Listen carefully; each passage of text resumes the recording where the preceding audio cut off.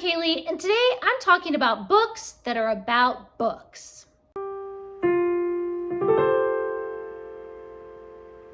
There's just something about a book that just feeds your obsession with books even more. So I have a list of some books, some nonfiction, some fiction, but in some way they are books about books. They are books about people who are obsessed with literature. But before we dive into that, I'm gonna reach back here to our Booktuber Shoutout book, and we're gonna shout out somebody randomly. Today's shout out goes to Kelly Reads a Lot. I will leave a link to their channel down in the description, so go over and subscribe to them. And please do subscribe to this channel and give this video a thumbs up if, like me, you are obsessed with literature. So I have these broken up into two groups. The first group are books about books that I have read, and the second group are books about books that are on my TBR. These are in no particular order, they're just in the order that I happen to think of them and put them on a list. The first one is Tolkien's Ordinary Virtues. This is by Mark Eddy Smith, and it kind of analyzes Lord of the Rings and The Hobbit and talks about the morality and the philosophy and the religion and the faith and everything behind Tolkien's works. It's really interesting to dive deeper into the meaning and the philosophy and faith and everything behind the stories. And then when you go back and read them again, it just has so much more depth. Similarly, there are a couple of books by Thomas Williams, Knowing Aslan and The Heart of Narnia. Both of these are really short little books, but they talk about Narnia and the faith and the religion and the heart of Christianity that is behind the Chronicles of Narnia. I really love the in-depth analysis, and you get to see where Lewis got a lot of his inspiration from scripture, from the Bible. There are so many little things in there that you just never would have realized until you actually dive in and analyze it. And then of course there is Paul Ford's Companion to Narnia, which is like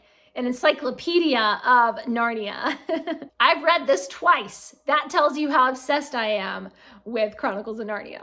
Another one that I really like is Looking for God in Harry Potter. This one is by John Granger, and it goes into a lot of the symbolism in Harry Potter that if you didn't know, then you would just never even realize that just because something is that color, then it means this in like ancient traditions or something. So this is a really, really cool one. The edition that I have, I think, is an older edition from like before the Deathly Hallows was even published. Either way, old edition or new edition, it's really good. And then of course we have more Tolkien. David Day has a lot of really cool books about Tolkien's works. There's Tolkien, the Illustrated Atlas, which is just so crucial to understanding Middle-earth because Middle-earth keeps shifting and changing over the eons of time. And so to kind of understand the Silmarillion and a lot of the past of Middle-earth, you really need a good map to be able to figure out where everything is. And then there's Tolkien, a dictionary, which is basically just like an encyclopedia, a dictionary, you know, about all of Middle-earth and Lord of the Rings and The Hobbit and all the different types of creatures and magic and traditions and all kind of cool stuff.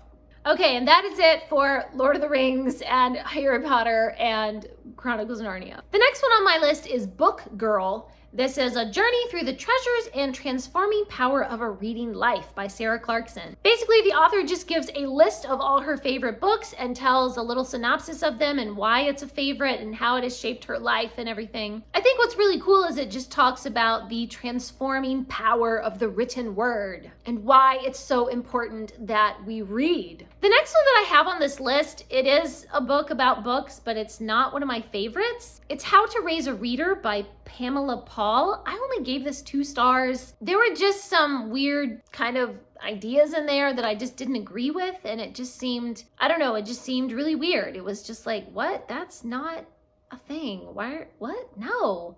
You're strange or something. I don't know. It rubbed me the wrong way. I did not like it. It's on this list because it's a book about books. So, yeah.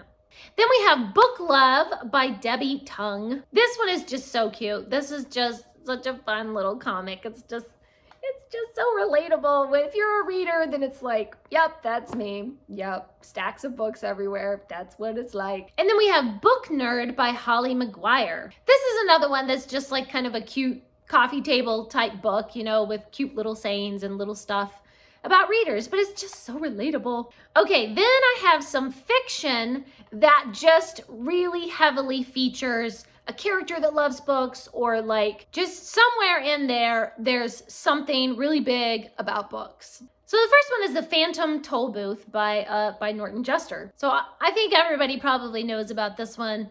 There's a young man who's whisked away to a magical land, and everything there is governed by like the rules of grammar, you know? So that one's always a fun one. One of my favorite books by Edward Eager is The Knight's Castle, where they are whisked away to a storybook land. So basically they're living in the storybook. And of course, they have to fight the bad guys off and besiege the castle and everything. The next one is Dragon in the Library by Louis Stowell. And it's right there in the title. There's a dragon in the library. But there's so much more in this story. It's not just the setting of the library, but the main character begins to realize that she might have magical powers because a book like responds to her in this magical way. And whenever they want to go traveling around, they can travel through a book to another book, and they magically can get to different places by traveling through a book. So it's just so nifty. Then we have Inkheart by Cornelia Funk, or Funky, or Funk. I never know how to say it, but anyway. The premise of Inkheart is that there are certain people who have an ability that when they read a book out loud, they can read items or people out of the storybook into their own world, which becomes very problematic when you take storybook characters out of their book and then they're running around in the real world, and you're going to get into trouble. The next one is Otto the Book Bear. This is just so adorable. It's so cute. Otto is just the most delicious, delightful, cutest little bear. He's so sweet. And he loves books. There you go. Then we have The 13th Tale by Diane Setterfield. This one's pretty popular, and it's about an author, and she's surrounded by books.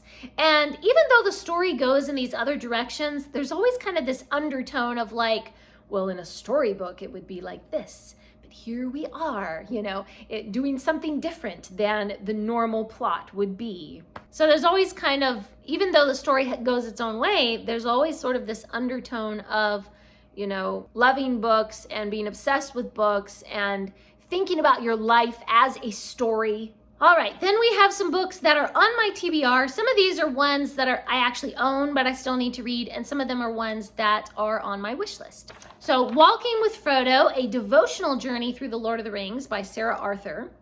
The Philosophy of Tolkien, the Worldview Behind Lord of the Rings by Peter Kreeft. Tolkien, A Look Behind the Lord of the Rings by Carter Lynn, and Planet Narnia, The Seven Heavens in the Imagination of C.S. Lewis by Michael Ward. So in case you couldn't tell, I really love reading books about my favorite books, and I'm very lucky that they're such popular books and that they have so many other books analyzing them.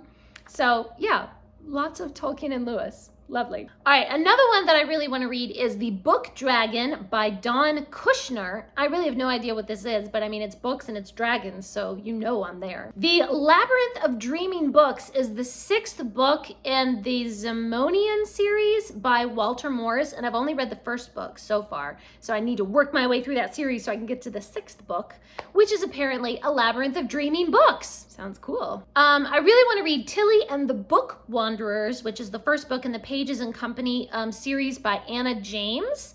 That just sounds cool, and I love the cover. It's so cute. There's also a series called the Sherlock Holmes Bookshop Mystery Series, and the first one is Elementary She Read by Vicki Delaney. I don't know anything about that, but it's Sherlock Holmes and it's mysteries and it's set in a bookshop. That just sounds so cool. And of course I follow the booktuber Jen Campbell, and she has published a book called Weird Things That Customers Say in Bookshops. And I don't know how it's been so many years and I still have not read that book. I just need to go ahead and buy it and just enjoy that. All right, those are a bunch of the books that I've read or that I want to read. They're on my list, books about books. I am always happy to hear about more books about books. So please leave a comment down below and let us know what is one of your favorite books about books. How many times have I said books about books? A lot of times. Thanks for watching. Please subscribe and remember, the right book in the right hands at the right time can change the world.